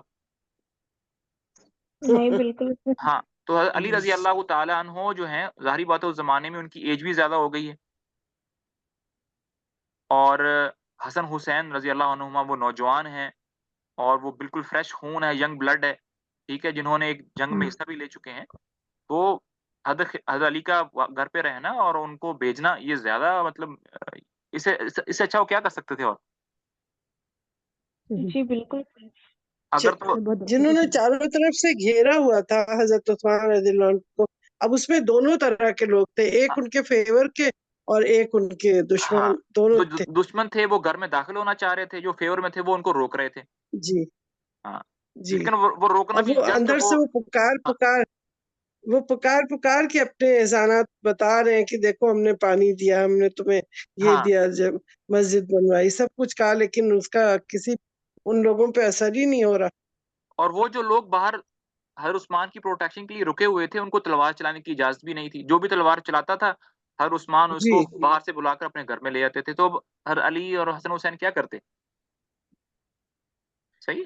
تو یہ جی. ایک سینیریو ہے. یہ اولو الامر منکم پہ, وہ جن کی اطاعت کے لیے اولو الامر منکم ہے, تو اسی کو لے کے آج بھی یہی کرتے ہیں لوگ کہ ہماری جو جتنا بھی غلطی کرے کوئی وہ ہو ملک کا بادشاہ, اس کے خلاف آپ کو نہیں کچھ بولنا ہے. تو یہ کہاں تک یہ چیز صحیح ہوتی ہے؟ نظر آ رہا ہو کہ وہ غلطی پہ ہے، لیکن اگر اس کے تو باوجود جو دیکھیں، ایک ہے اس پہ پھر کسی دن بات کر لیں، بھی تھوڑا کمپلیٹ کر لیں، یہ تھوڑا ڈفرنٹ ٹاپک ہاں ہے. یہ دوسرے چلیں جی، خلافت عثمانی پر ایک نظر. خلافت عثمانی کے واقعات پڑھ کر بے اختیار، اب آپ کو وہ سینیریو سمجھ میں آ گیا. میں جتنا بھی اگزامپلس لے ہوں پھر بھی 100% اس زمانے کا سینیریو ہم جو ہے نا وہ نہیں لے سکتے. اللہ یہ کہ جی جی ہاں ہاں اس کی روح کو ہم نہیں پہنچ سکتے. ہاں بالکل. خلافت عثمانی کے قرآن واقعات پڑھ کر بے اختیار قلب پر نمایاں اثر ہوتا ہے کہ ہم عہد نبوی اور خلافت صدیقی اور فاروقی کے زمانے کو طے کر کے کسی نئے زمانے میں داخل ہوتے ہیں. اس زمانے کی آب و ہوا بھی نہیں ہے، لوگوں کی وضع قطع بھی غیر معمولی تغیر پیدا ہو گیا ہے. زمین و آسمان غرض چل میں ہر پڑھ لیتی ہوں، آپ خود جی میں آپ پڑھ رہے ہیں یا پھر میں پڑھ لیتی ہوں؟ اس مطلب مسئلہ نہیں ہاں ہے. سے پڑھا پڑھیں ٹھیک چل کافی دیر ہو گئی نا. ہے. صحیح. چلیے، خلافت عثمانی پر ایک نظر. خلافت عثمانی کے واقعات پڑھ کر بے اختیار قلب پر یہ نمایاں اثر ہوتا ہے کہ ہم عہد نبی صلی اللہ علیہ وآلہ وسلم اور خلافت صدیقی اور فاروقی کے زمانے کو طے کر کے کسی نئے زمانے میں داخل ہوتے ہیں. اس زمانے کی آب و ہوا بھی نہیں ہے اور لوگوں کی وضع و قطع میں بھی غیر معمولی تغیر پیدا ہو گیا ہے. زمین و آسمان غرض ہر چیز کی کیفیت متغیر ہے.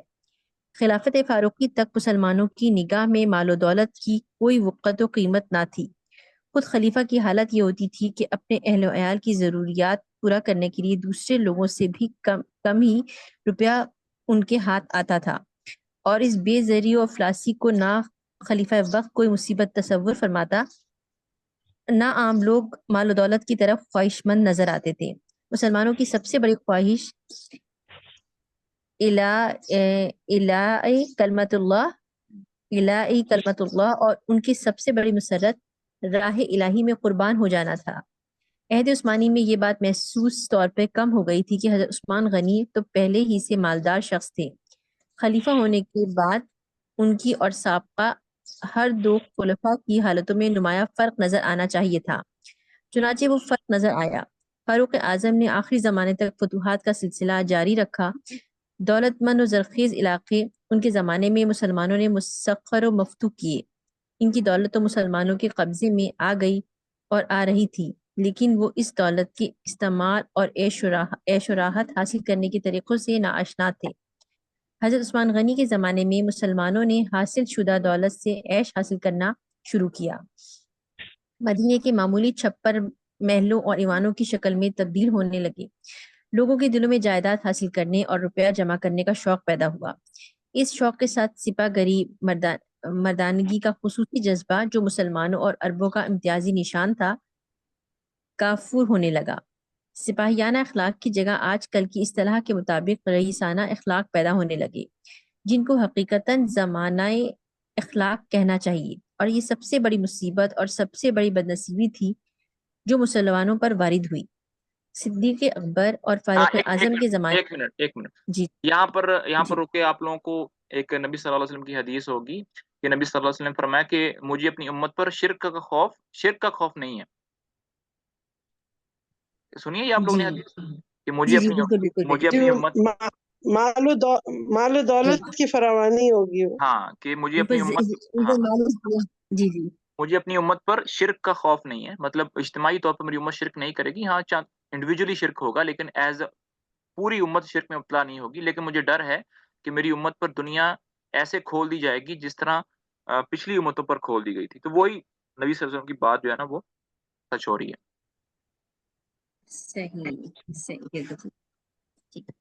صدیق اکبر اور فاروق اعظم کے زمانے تک قریشی اور حجازی عرب، جس میں اکثریت حضور صلی اللہ علیہ وآلہ وسلم کا زمانہ دیکھے ہوئے تھے، ایک غالب عنصر کی حیثیت سے موجود تھے. وہ سب کے سب اسلام کو اپنی چیز سمجھتے، اپنے آپ کو اسلام کا وارث جانتے تھے. اسلام کے مقابلے میں قبائلی امتیاز ان کے دلوں سے بالکل مٹ گئے تھے. اسلام کے رشتے سے بڑھ کر ان کے نزدیک کوئی رشتہ نہ تھا. اسلام سے بڑھ کر ان کے لیے کوئی محبوب چیز نہ تھی. فتوحات کے وسیع ہونے اور ممالک اسلامیہ کے کثیر ہونے سے مسلمانوں کی افواج اور مسلمانوں کی جمعیت میں سے ایسے لوگوں کی تعداد بہت بڑھ گئی تھی جو ابھی چند روز سے اسلام میں داخل ہوئے تھے، اور ان کے دلوں میں اسلامی محبت قبائلی امتیاز، قومی و خاندانی خصوصیت پر غالب نہیں ہونے پائی تھی. عہد فاروقی کی فتوحات کثیرہ و عظیمیہ جن افواج کے ذریعے ہوئیں ان میں بنی بکر، بنی وائل، بنی عبد القیس، بنی ربیعہ، بنی ازد، بنی کندہ، بنی تمیم، بنی قزاعہ وغیرہ ہم قبائل کے لوگ زیادہ تھے۔ انہی لوگوں نے ایرانی صوبوں، شامی علاقوں، مصر و فلسطین وغیرہ کو فتح کیا تھا۔ انہی کے ذریعے ایرانی اور رومی شہنشاہیوں کے پرخچے اڑے تھے، لیکن ان مذکورہ قبائل میں سے کوئی بھی قبیلہ ایسا نہ تھا جو حضور صلی اللہ علیہ وآلہ وسلم کی شرف صحبت سے فیضیاب ہوا ہو۔ ان میں سے اگر کوئی شخص حضور صلی اللہ علیہ وآلہ وسلم کا فیض صحبت پائے ہوئے تھا تو ایسے لوگوں کی تعداد اشاذ و کل مدوم کے حکم میں تھی، یعنی بہت کم تھے، یعنی شاذ بہت و کم نادر تھے، تھے نا۔ ہاں بالکل، ہاں شہادت۔ ٹھیک۔ یہ تمام قبائل جو اسلام کی جرار فوج ثابت ہوئے، معاشیت، سوز و ایمان اور مجنونانہ شیفتگی اسلام میں قریشی اور حجازی صحابہ کرام کے مرتبے کو نہیں پہنچ سکتے تھے، مگر فاروق اعظم کی نگاہ اس قدر وسیع و عمیق تھی کہ ہر مسئلے کی جزیات تک ان کو احاطہ تھا۔ انہوں نے ایسا نظام قائم کر رکھا تھا، مہاجر و انصار کی سیادت کی ایسی حفاظت کی کہ ان کے عہد خلافت میں یہ ممکن ہی نہ ہوا کہ کوئی غیر مہاجر و انصار کی ہمسری کا خیال تک بھی لا سکے۔ تمام مہاجرین و انصار کی حیثیت فاروق اعظم کے زمانے میں ایک شاہی خاندان اور فاتح قوم کی تھی۔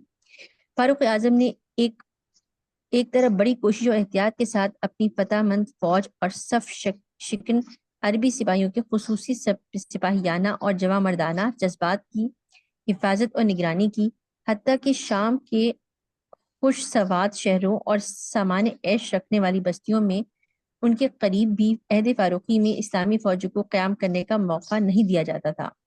دوسری طرف سے انہوں نے نہایت ہی اعلیٰ تدبر اور انتہائی معال اندیشی کے ساتھ جلیل القدر اور صاحب اقتدار صحابیوں کو صحبت عوام بلکہ صحبت عام سے خاص خوبی کے ساتھ بچا کر رکھا، کسی کو بھی نہ محسوس ہونے پایا، اور ان جلیل القدر اصحاب کرام کے روب و عظمت کی ایک طرف حفاظت ہوئی، دوسری طرف ہمہ وقت ان کے گرد مدینہ منورہ میں نہ صرف بلکہ ملک عرب بلکہ تمام دنیا کے منتخب اور با اقتدار و صاحب اثر جماعت موجود رہتی تھی۔ حضرت عثمان غنی کے زمانے میں یہ باتیں رفتہ رفتہ یکے بعد دیگرے مٹتی گئیں۔ مذکورہ بالا عربی قبائل اپنے آپ کو مہاجرین و انصار، قریشی و حجازی لوگوں کا ہمسر بلکہ ان سے بڑھ کر سمجھنے لگے۔ صحابہ کرام جو شاہی خاندان کا مرتبہ رکھتے تھے دور دراز صوبوں میں منتشر ہو گئے، مدینہ منورہ کی جمعیت درہم برہم ہو گئی، خود دارالخلافہ قوت کا مرکز نہ رہ سکا۔ اس کا نتیجہ یہ ہوا کہ ساتھ ہی ساتھ قومی اور قبائلی امتیازات تازہ ہونے لگے، ہر ایک قبیلے اور ہر ایک خاندان کی الگ الگ عصبیت قائم ہو گئی، آپس میں وہی عہد جاہلیت کی رقابتیں زیادہ ہونے لگیں، اور اسلامی رشتہ اور دینی اخوت کا اثر قومی اور خاندانی امتیازات پر فائق نہ رہ سکا۔ مہاجرین و انصار سوری کیا کہہ رہی؟ کسی نے کچھ کہا ہے؟ نہیں پڑھی، کنٹینیو۔ اچھا اوکے۔ مہاجرین و انصار نو مسلموں کی کثرت کے اندر درخور ہونے کی وجہ سے یہ کیا ہے، یہ درخور ہاں ٹھیک، ہونے کی وجہ سے اچھا ٹھیک ہے کی وجہ سے اپنے اقتدار و عظمت کو باقی نہ رکھ سکے۔ حضرت عثمان غنی نرم مزاج تھے، حکومت و انتظام کی باقی رکھنے کے لیے تنہا نرم مزاجی ہی کافی نہیں ہو سکتی، بلکہ اس کے لیے طاقت اور سختی کے اظہار کی بھی ضرورت ہوا کرتی ہے۔ حضرت عثمان غنی کے زمانے میں ایک طرف تو مسلمانوں کے دلوں میں مال و دولت اور عیش و راحت و جسمانی کی قدر پیدا ہونے لگی، دوسری طرف خلیفہ وقت کا روب و اقتدار دلوں سے کم ہونے لگا۔ اس حالت میں شہرت پسند اور جاہ و طلب لوگوں کو اپنی اولو العزمیوں کے اظہار اور اپنے ارادوں کے پورا کرنے کی کوششوں کا موقع ملنے لگا۔ قریشیوں اور حجازیوں میں جو اس قسم کے اولو العزم اشخاص تھے ان کو بڑی آسانی کے ساتھ نو مسلم قبائل کی حمایت اور فتح مند لشکریوں کی اعانت و حمایت حاصل ہونے لگی۔ اسلام سے پیشتر قبیلہ قریش دو حصوں میں منقسم سمجھا جاتا تھا، ایک بنو امیہ اور دوسرے بنو ہاشم۔ اگرچہ بنو ہاشم اور بنو امیہ دونوں خاندان مل کر تمام قبیلہ قریش کو پورا نہیں کرتے تھے، بلکہ مثل اس کے اور بھی خاندان قریش میں تھے، لیکن بنو ہاشم اور بنو امیہ چونکہ ایک دوسرے کے رقیب اور مخالف تھے، لہٰذا باقی خاندان بھی انہی میں سے کسی نہ کسی طرح کے طرفدار تھے۔ بنو امیہ کی طاقت اور ان کا اثر و رسوخ ظہور اسلام کے قریب زمانے میں بنو ہاشم سے بڑھ گیا تھا، اگرچہ ظہور اسلام سے بہت پہلے وہ بنو ہاشم سے کمزور تھے۔ جب حضور صلی اللہ علیہ وآلہ وسلم قبیلہ بنو ہاشم میں مبعوث ہوئے تو بنو امیہ نے ہی آپ کی اور اسلام کی سب سے زیادہ مخالفت کی۔ احد و احزاب کی خطرناک و عظیم الشان لڑائیوں میں مخالفین اسلام کی فوجوں کا سپہ سالار ابو سفیان رضی اللہ عنہ تھا، جو بنو امیہ سے تھا۔ آخر نتیجہ یہ ہوا کہ خود ابو سفیان اور بنو امیہ سب اسلام میں داخل ہو گئے۔ امویوں اور ہاشمیوں کا فرق امویوں امویوں اچھا ٹھیک ہے، اچھا یہ پیش ہے۔ امویوں اور ہاشمیوں کا فرق اور امتیاز بالکل مٹ گیا۔ اسلام نے بنو امیہ اور بنو ہاشم دونوں کو بالکل ایک کر دیا۔ نسلی اور قبائلی امتیازات کا نام و نشاں باقی نہ رہا۔ حضرت ابوبکر صدیق اور حضرت عمر فاروق کے عہد خلافت میں بھی یہی کیفیت رہی، اور سارے کے سارے قبائل ایک ہی رنگ میں رنگین نظر آتے تھے۔ لیکن حضرت عثمان غنی کے عہد خلافت میں بنو امیہ کو عہد جاہلیت کی رقابتیں پھر یاد آ گئیں۔ پھر حضرت عثمان چونکہ بنو امیہ تھے اور ساتھ ہی ان کو اپنے کنبے کی پرورش اور اپنے رشتہ داروں پر احسان کرنے کا زیادہ خیال تھا، لہٰذا بنو امیہ کو زیادہ منافع حاصل ہوتے۔ ادھر فوجی اور جنگی اولو العزمیوں کے ساتھ مالی اولو العزمیوں میں بھی اولو العزمیاں بھی لوگوں کے دلوں میں پیدا ہونے لگی۔ خلیفہ وقت کے روب و اقتدار کی گرفت بھی کم ہو گئی تھی۔ مہاجرین اور انصار اور قریشیوں کا اقتدار بھی نو مسلم بہادروں کی کثرت کے سبب ہلکا پڑنے لگا تھا۔ مدینہ منورہ میں بھی بااثر اور طاقتور لوگوں کی ایک یک دل جمعیت کمزور ہو کر قریباً معدوم ہو چکی تھی، لہٰذا بنو امیہ نے ان تمام باتوں سے فائدہ اٹھانے میں کمی نہیں کی۔ حضرت عثمان غنی کی نرم مزاجی سے تو لوگوں نے یہ فائدہ اٹھایا کہ مروان بن حکم کو ان کا میر منشی ہونے کی حالت میں بنو امیہ کا ایسا حامی و طرفدار بنا دیا کہ اس نے جا اور بیجا ہمہ وقت بہر طور بنو امیہ کو فائدہ پہنچوانے، آگے بڑھانے اور طاقتور بنانے میں مطلق کوتاہی نہیں کی۔ جب ملکوں اور صوبوں کی گورنریاں زیادہ تر بنو امیہ ہی کو مل گئیں، تمام ممالک اسلامیہ میں ہر جگہ بنو امیہ ہی حاکم اور صاحب اقتدار نظر آنے لگے، تو انہوں نے اپنے اقتدار رفتہ کے واپس لینے یعنی بنو ہاشم کے مقابلے میں اپنا مرتبہ بلند قائم کرنے کی کوشش کی۔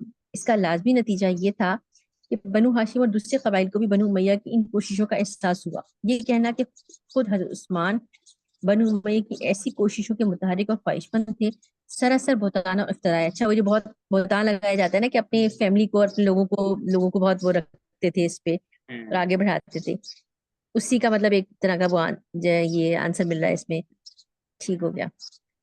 سراسر بہتان و افتراء ہے، کیونکہ ان کے اندر کسی سازش، کسی پالیسی کی منافقت کا نام و نشان تک بھی نہیں بتایا جا سکتا۔ ان کی نرم مزاجی، درگزر اور رشتہ داروں کے ساتھ نیک سلوک سے پیش آنے کی دونوں صفتوں نے مل کر بنو امیہ کو موقع دے دیا کہ وہ اپنے قومی و خاندانی اقتدار کے قائم کرنے کی تدبیروں میں مصروف ہوں اور اس طرح عہد جاہلیت کی فراموش شدہ رقابتیں پھر تازہ ہو جائیں۔ ان رقابتوں کو نتیجہ خیز بنانے کے لیے مال و دولت کی فراوانی اور عیش و تن آسانی کی خواہش نے اور بھی سہارا دیا۔ اس قسم کی باتوں کا وہم و گمان بھی صدیقی و فاروقی عہد خلافت میں کسی کو نہیں ہو سکتا تھا۔ اس موقع پر مجبوراً یہ کہنا پڑتا ہے کہ اگرچہ خاندان والوں اور رشتہ داروں کے ساتھ احسان کرنا ایک خوبی کی بات ہے، لیکن اس اچھی بات پر ایک خلیفہ کو عمل درآمد کرانے کے لیے بڑی ہی احتیاط کی ضرورت ہے، اور حضرت عثمان غنی سے شاید کم حقہ احتیاط کے برتنے میں کمی ہوئی۔ ٹھیک، اور مروان بن حکم اپنے چچا زاد بھائی کو آخری وقت تک اپنا کاتب یعنی میر منشی، وزیر و مشیر رکھنا تو بلا شک اختیار کے خلاف تھا، نہ اس لیے کہ وہ آپ کا رشتہ دار تھا، بلکہ اس کے لیے وہ اتقاء اور روحانیت میں ناقص اور اس مرتبہ جلیلہ کا اپنی قابلیت و خصائل کے اعتبار سے اہل اور حقدار تھا۔ حضرت غنی خلیفہ ہوتی علاقائی صوبوں میں جگہ اس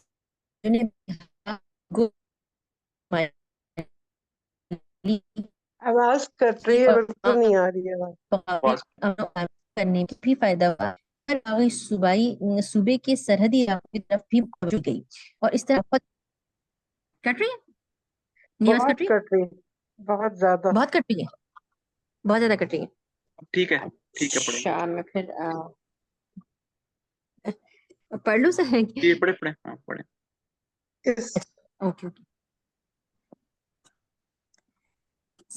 صحیح. اچھا اس قسم کی وہم و گمان کہاں پہ تھے ہم لوگ؟ اس طرح بہت اچھا سے ٹھیک نئے ہے. نئے علاقے بھی. ہاں جی کہاں ہو گیا میں کیوں جب بک سے پڑھ رہی تھی نا سر. اچھا چلیں ٹھیک ہے یہاں سے پڑھتے ہیں. غنی نے خلیفہ ہوتے ہی یہاں سے ٹھیک ہے. حضرت عثمان غنی نے خلیفہ ہوتے ہی ایرانی صوبوں میں جگہ جگہ بغاوتیں ہوئیں مگر اسلامی فوجوں نے باغیوں کی ہر جگہ گو شمالی کی اور تمام بغاوت زدہ علاقوں میں پھر امن و امان اور اسلامی حکومت قائم کر دی. ان بغاوتوں کے فروغ کرنے میں ایک یہ بھی فائدہ ہوا کہ ہر باغی صوبے کے سرحدی علاقوں کی طرف بھی توجہ کی گئی. اس طرح بہت سے نئے نئے علاقے بھی مسلمانوں کے قبضے میں آ گئے. مثلاً جنوبی ایران کی بغاوتوں کو فروغ کرنے کے سلسلے میں سیستان و کرمان کے صوبوں پر بھی مسلمانوں کا قبضہ ہوا. شمالی اور مشرقی ایران کی چڑھائیوں کی ان کوشش کا نتیجہ یہ ہوا کہ ہرات، کابل، بلخ اور جیوہان پار کے علاقوں پر مسلمانوں کا قبضہ ہو گیا. رومیوں نے مصر و سکندریہ پر چڑھائیاں کی جس کا نتیجہ یہ ہوا کہ رومیوں کو مسلمانوں نے شکست دے کر بھگا دیا اور جزیرہ سائپرس اور روڈس پر مسلمانوں کا قبضہ ہو گیا. افریقہ کے رومی گورنر نے فوجیں جمع کر کے جس کا نتیجہ یہ ہوا طرابلس تک کا علاقہ مسلمانوں کے قبضے میں آ گیا. اس طرح ایشیائے کوچک کی رومی فوج نے بھی اپنے ہاتھ پاؤں ہلانے چاہے. مسلمانوں نے ان کو قرار باقی سزا دے کر اور عثمان غنی کے بہت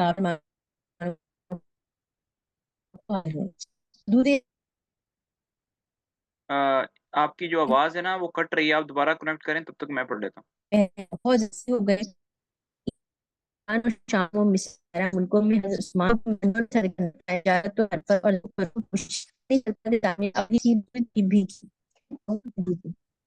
آواز نہیں آ رہی ہے بالکل.